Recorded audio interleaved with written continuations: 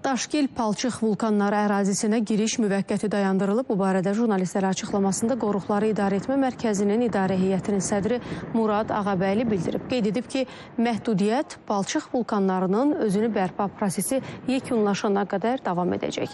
Bu səbəbdən məhdudiyyətin aradan qaldırılması ilə bağlı dəqiq tarix bəlli deyil.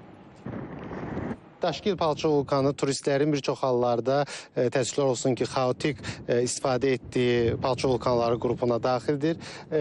Turistlər burada vulkanların ümumi quruluşuna ciddi zərər yetirmişlər. Eyni zamanda onların vulkandan düzgün olmayan istifadəsi onların təhlükəsizliyi üçün də ciddi nəticələr gətirib çıxara bilir. Bu səbəbdən Dövlət Turizm Agentliyi tərəfindən Daşgil Palçıq vulkanları orada vulkanların özünü bərpa prosesi bitənə qədər və orada turistlərin səfərlərinin daha uyğun formada edilməsinə qədər müvəqqəti olaraq turistlərin istifadəsini girişi orada dayandırılmışdır.